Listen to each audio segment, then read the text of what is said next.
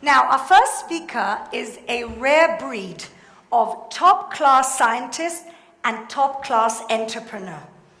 He has about 45 patents. He speaks in TEDs around the world.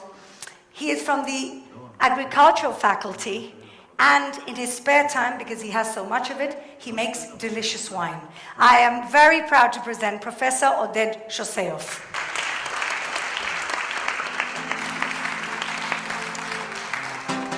Thank you very much. Well, 200 years of modern science and industrial revolution, we have to admit that our performance is not that great. The machines we build continue to suffer from mechanical failures. The houses we build do not survive severe earthquakes. Yet we shouldn't be so critical about our scientists for a simple reason. We didn't have much time. 200 years is not enough time to make perfect materials, while nature had 3 billion years to develop some of the most amazing materials that we wish we had in our possession. Remember, these materials have a quality assurance of 3 billion years. And that's amazing. Take, for example, sequoia trees. They carry hundreds of tons for hundreds of years in cold weather, in sun, UV light. Yet, if you look into the structure of this tree by high-resolution electron microscopy and ask yourself, what is it really made of? Surprisingly, it's made of sugar. Yes, the same sugar, the same sugar we use in our tea. Well, not exactly. It's actually a polymer of that sugar that is called cellulose. Well, not even that. It's actually a nanofiber made of cellulose, which is about 400 nanometer in length and about 5 to 10 nanometer in width. And the most amazing thing about this material is that it is so strong. On a weight basis, it is 10 times stronger than steel. Yet, it's made of sugar. So, scientists all over the world for the last 10 years believe that nanocellulose is going to be one of the most important nanomaterials for the entire industry. But here's the problem. Say you want to buy half a ton of nanocellulose to build a boat or an airplane. Well, you can Google, you can eBay, you can even Alibaba. You won't find it. Well, of course, you're going to find thousands of papers of scientists saying how wonderful this material, but no commercial source. So about 7 years ago, we at the Hebrew University, together with our partners from Sweden, decided to develop a cost-effective industrial-scale method and process to make nanocellulose. And of course, we didn't want to cut trees, so we were looking for another alternative source of raw material. And we found one, which is the sludge of the paper industry. And the reason is there is a lot of that. In fact, Europe alone makes 12 million tons of that sludge annually. This is the equivalent of a mountain 3 kilometers high sitting on a soccer field. And we produce this mountain in Europe every year. So for everybody, it's an environmental problem. For us, it's a gold mine. So today in Israel, we established a company together with our Swedish partners, and these days we are producing on industrial scale in Israel nanocellulose for the first time. And in fact, these days, the second factory, which is slightly larger, is now built in Sweden. So the question is, what can you do with that? Well, lots of things. For example, we have shown that by adding just tiny amount, only a few percent of nanocellulose into cotton fibers, the same material that my shirt is made of, we can increase the mechanical properties dramatically. And by doing that, we'll be able to produce in the future really excellent textiles, super performing textiles for medical applications and industrial applications. Another interesting example is actually now, these days, it's being showcased in the Venice Biennale for architecture, where we've been able to develop a self-supporting structure. In this case, it's a shield that you can build in the desert, all made of nanocellulose. Well, nature actually didn't stop its wonders in the plant kingdom. Take, for example, in the insect kingdom, cat fleas. Cat fleas have this wonderful ability to jump about 100 times their height. This is quite remarkable. In fact, it's the equivalent of a person standing in the middle of Liberty Island in New York and in a single jump go to the top of the Statue of Liberty. So this is great, and I'm sure everybody would like to have this performance, and the question is, how cat fleas do it? It turns out that during evolution, they've been able to develop this wonderful protein, which is called resilin. Resilin, in simple words, is the most elastic material on Earth. Actually, the best rubber, I can say. You can stretch it, you can squish it, and it doesn't lose almost any energy to the environment. And once we release it, snap, it brings back all the energy. So, I'm sure everybody would like to have resilin. But here's the problem. Cat fleas are jumpy. So it's very difficult to catch them. But it's actually enough to catch one. And now, all you have to do is to extract the DNA of that cat flea, clone the gene that encodes for the resilin in a less jumpy organism, like a plant or E. coli. And that's exactly what we did. So now we have the ability to produce lots of resilin, and we can do a lot of things with that. Well, my team at the university decided to do something really cool. They decided to try and combine the strongest material produced by the plant kingdom, the nanocellulose, with the most elastic material produced in the insect kingdom, the resilin. And the end result is quite amazing material, and in fact, enable us to make extremely strong films, which are tough, elastic, and transparent.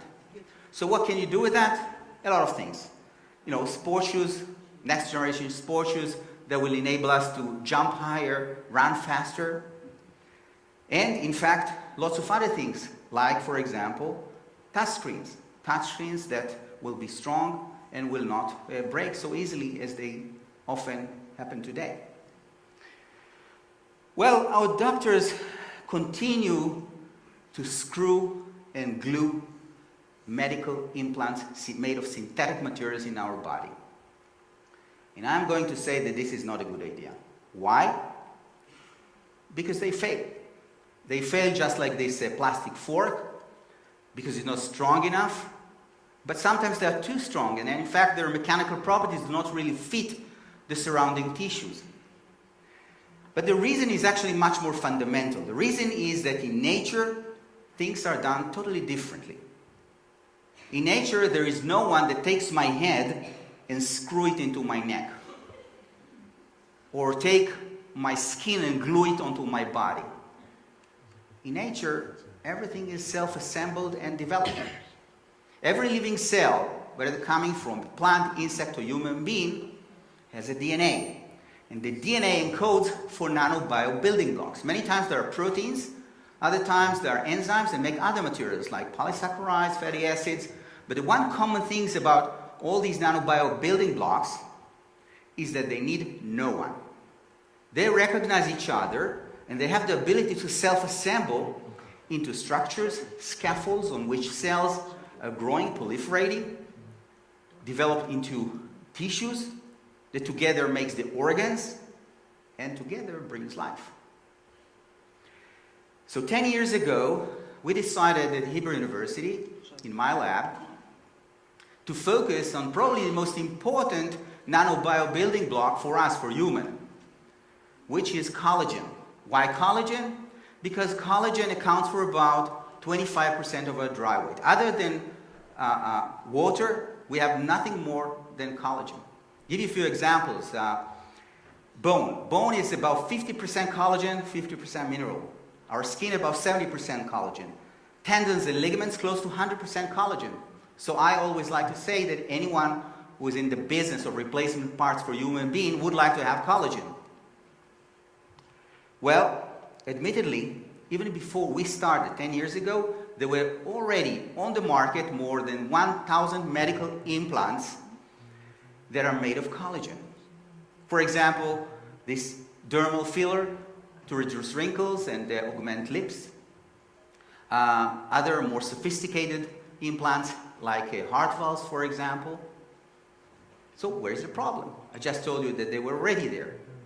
Well, here's the problem. The source. The source of all this collagen is dead bodies. Dead pigs, dead cows, and even human cadaver. So risk is a big factor, but it's not the only one. Also the quality. Now here I have a personal interest. This is my father, Oded Shoseyov, in our winery. 7 years ago, a heart valve, similar to the one I just showed you, was implanted in his body. Now, the medical literature say that these heart valves start to fail 10 years after the operation. No wonder.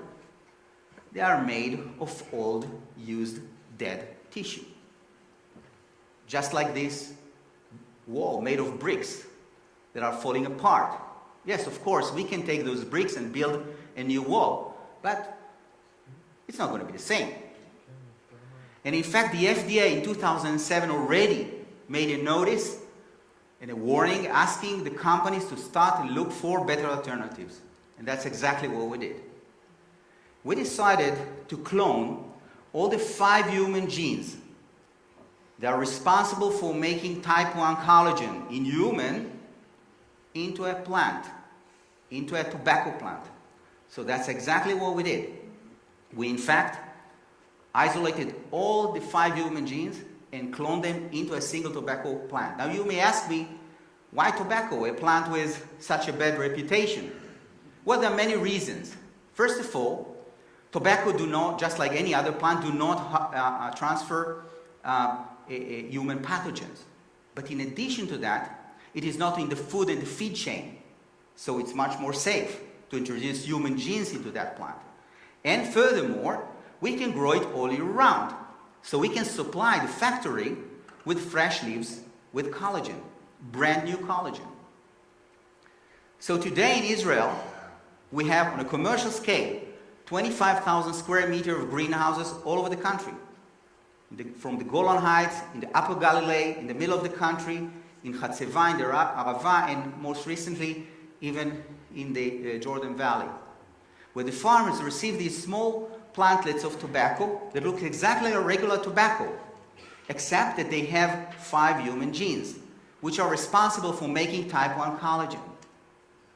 We grow the plants for about 50 to 70 days, depending on the time of the year, harvest the leaves, and the leaves are then transported by cooling trucks to the factory to extract the brand new collagen.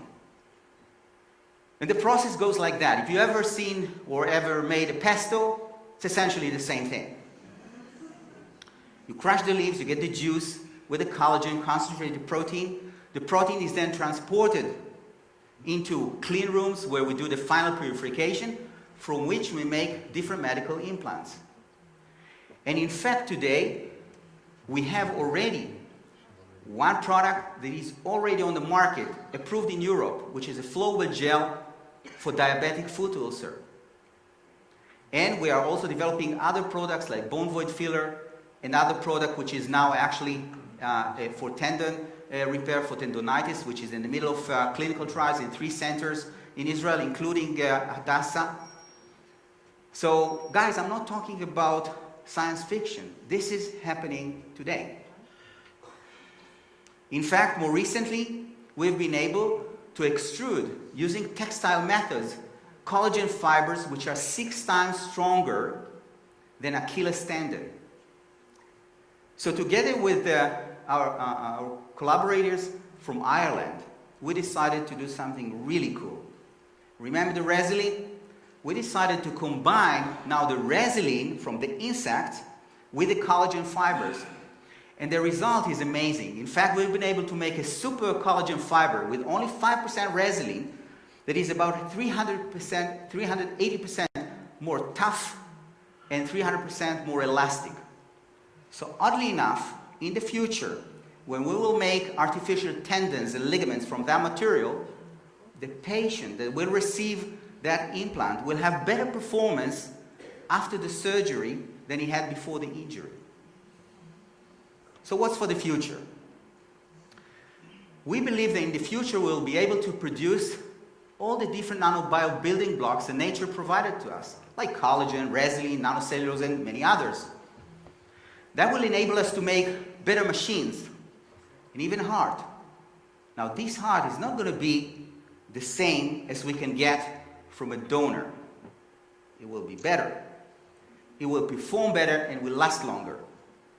And I'm going to summarize by quoting a good friend of mine, Zion Suleiman, who once told me this smart sentence. He said, if you want a new idea, you should open an old book. And I'm going to say that the book was written. The book was written over 3 billion years of evolution. And the text is the DNA of life. We don't have to reinvent the wheel. All we have to do is read that text and embrace nature's gift to us. Thank you.